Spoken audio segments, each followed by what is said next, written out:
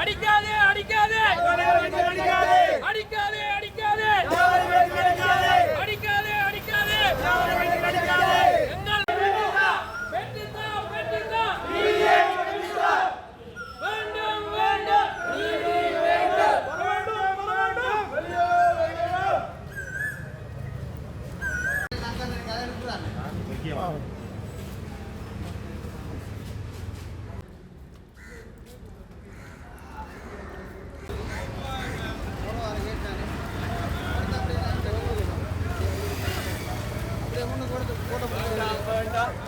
வேண்டும்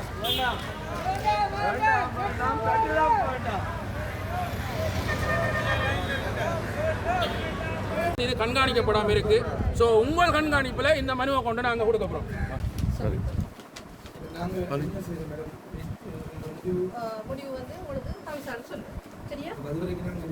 நீங்கள் போயிட்டு உங்களுக்கு கால் பண்ணுவாங்க. தலைவரோட நாங்கள் அதுக்கு தலைவருக்கு கால் பண்ணுவோம். நீங்கள் போயிட்டு அறிஞ்சு விடுவோம். சரியா?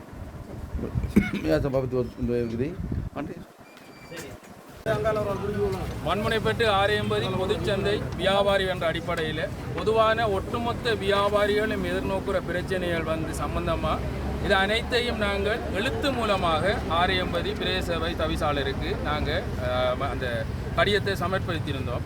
ஆனால் இதுவரைக்கும் 2 மாத காலமாகியும் இதுவரை நமக்கு எந்த விதமான பதில் கடிதமோ பதில் உரையோ எங்களுக்கு கிடைக்கல. ஸோ அப்படியான தீர்வுகள் எங்களுக்கு வேணுமென்ற நோக்கில் தான் இந்த ஆர்ப்பாட்டத்தை நாங்கள் இன்று முன்னெடுத்திருந்தோம். நாங்கள் முன்வைக்கக்கூடிய கோரிக்கைகள் நிறைய இருக்குது. அதாவது இந்த ஆரையம்பதி பொதுச்சந்தை பல ஆண்டு காலமாக மீனுக்கும் மரக்கறிக்கும் பேர் போன ஒரு சந்தையாக விளங்கி கொண்டிருக்கிற தருவாயில் தற்பொழுது மீன் சந்தை முற்றுமுழுதாக இயங்குவதில்லை. அது ஒரு காகங்களின் சரணாலயமாகத்தான் இருக்கிறது. என்ன காரணம் என்று சொன்னால், ஆனால் பாரிய அளவில் அதை புனரமைச்சிருக்காங்க. ஆனால் இன்னும் செயற்பாடு இல்லை.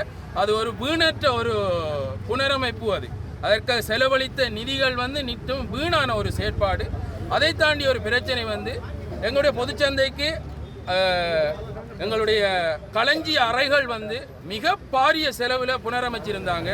ஆனால் கடந்த கால மழை காலங்களில் குற்று முழுதாக நீர் தேங்கி ஒரு குளமாக மாறி காணப்பட்டிருந்தது ஆரையம்பதி பிரதேச சபை. மற்றது கட்டாக்காலி மாடுகள் உள்நுழைகின்றன. அதற்கான காரணம் ஒழுங்கான கதவு முறைகள் இல்லை. அந்த கதவுகள் மூடப்படுவதில்லை. 24 மணி திறந்த நிலையில் இருக்கு.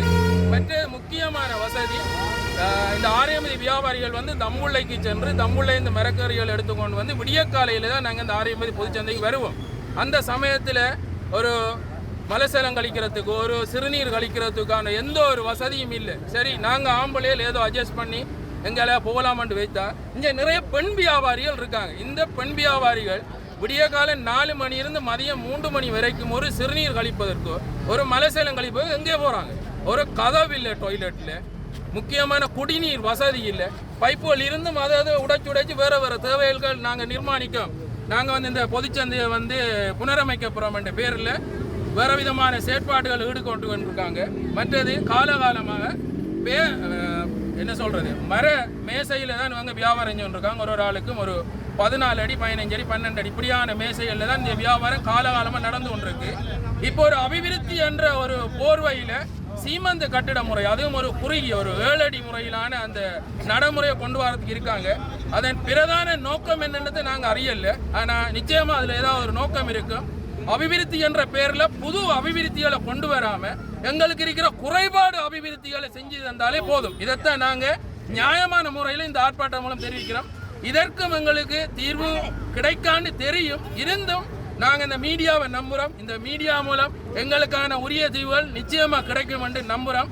பொறுத்து பார்ப்போம். இதுக்கு தீர்வு அவங்க பிரதேச தவிசாலை தாராரா இல்லையான்றதை நாங்கள் பொறுத்திருந்து பார்க்கோம்.